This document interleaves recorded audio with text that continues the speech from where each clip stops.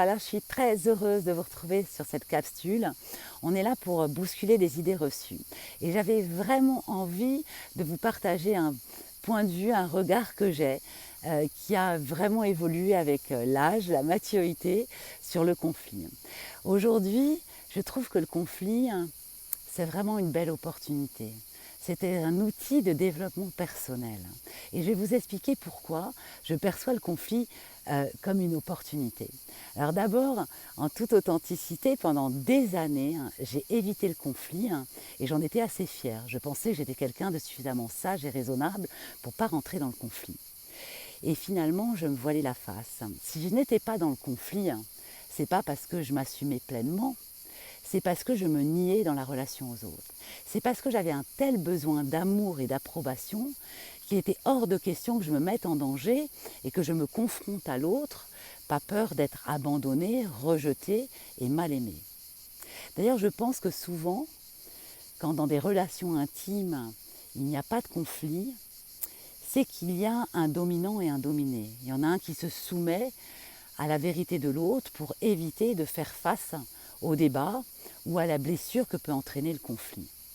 Alors l'autre hypothèse, ce serait que s'il n'y a pas de conflit dans la relation intime, on est face à deux êtres extraordinairement éveillés et que ces deux êtres ont une telle conscience de leur vérité, de leurs besoins et une telle capacité à ne pas avoir raison et à convaincre l'autre que leurs échanges deviennent des échanges extrêmement conscients avec une ouverture, une tolérance inouïe et une capacité de gestion d'émotions qui est réelle. Mais revenons à notre humanité. Parce que notre humanité, elle est aussi complexe. Et on est tous des êtres uniques, avec une sensibilité particulière, des intelligences différentes, des expériences nuancées. Donc il est aussi extrêmement humain, parfois, de ne pas se comprendre, de ne pas s'entendre, de ne pas s'écouter ou de ne pas vouloir accepter la vérité ou la différence de l'autre.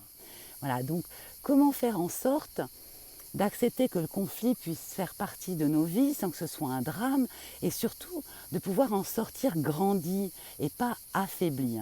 C'est ça que je vous propose d'explorer aujourd'hui. Ce que je voulais vous dire, c'est que le conflit, c'est avant tout une co-création. Si un des deux êtres est apaisé dans ses vérités, dans sa capacité à ne pas chercher à avoir raison, qui a une écoute active et qui gère ses émotions, alors le conflit ne prend pas, ne s'installe pas, quelle que soit la colère ou l'agacement ou les convictions de la personne en face de nous. Donc si le conflit a lieu, c'est bien qu'on est deux. On est deux à le co-créer. Donc ça, c'est déjà une clé pour prendre chacun ses responsabilités et éviter de rester dans un ego blessé qui dit c'est le méchant, je suis le gentil, il m'a mal parlé, patati, patati, patata. Bref. Et l'opportunité du conflit, c'est de pouvoir, une fois qu'il a eu lieu, aller à la rencontre de soi-même. Si on est dans le conflit, c'est qu'à un moment donné, on a été touché dans notre émotionnel. Alors qu'est-ce que l'autre est venu toucher ? Si on est dans le conflit, c'est qu'à un moment donné, on n'a pas su lâcher quelque chose. Alors pourquoi on n'a pas su lâcher ? Alors qu'on sait que le plus important, ce n'est pas d'avoir raison, c'est de garder le lien et d'être capable d'écouter la différence et la nuance de l'autre. Et si on est dans le conflit, ça veut dire aussi qu'il y a peut-être un besoin qu'on n'a pas su faire entendre ou exprimer à l'autre. Quel est ce besoin ? Et si on est dans le conflit, ça veut dire aussi qu'il y a une sensibilité, quelque chose que l'autre ne perçoit pas et sur lequel il faut un éclairage et il faut une information, une transmission. Donc quand on peut aller après le conflit, regarder à l'intérieur de soi et observer l'incroyabilité de ce qu'on a à livrer dans la communication à l'autre, alors on peut revenir dans la relation. On peut d'abord s'excuser, puisqu'on prend sa part de responsabilité. On a inévitablement blessé et été co-créateur de cette réalité.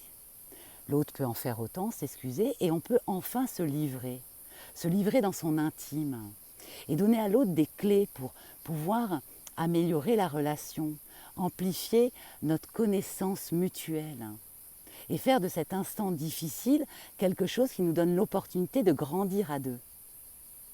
de se dévoiler dans notre intime et dans nos vérités propres. Ça permet de dédramatiser tout ça et d'en faire quelque chose d'utile. Il faut que les deux êtres soient attachés à la relation et il faut que les deux êtres se mettent d'accord dans ce fait de pouvoir oser rentrer dans l'intime et prendre sa responsabilité. Et là, ça devient un outil merveilleux. Alors, je ne suis pas en train de dire que plus vous avez de conflits, plus c'est bon signe. Hein. Je suis juste en train de vous dire que le conflit est humain et qu'il y a des clés pour en faire quelque chose de chouette, quelque chose qui nous permet de grandir et aussi de se découvrir individuellement et mutuellement. Voilà, donc c'est ce que j'avais envie de vous partager sur le conflit aujourd'hui. J'ai décidé de faire des tutos assez courts, donc je ne vais pas m'étaler davantage. Je vais vous envoyer comme d'habitude beaucoup d'amour et je vous dis à très bientôt pour un nouveau tuto. Ciao!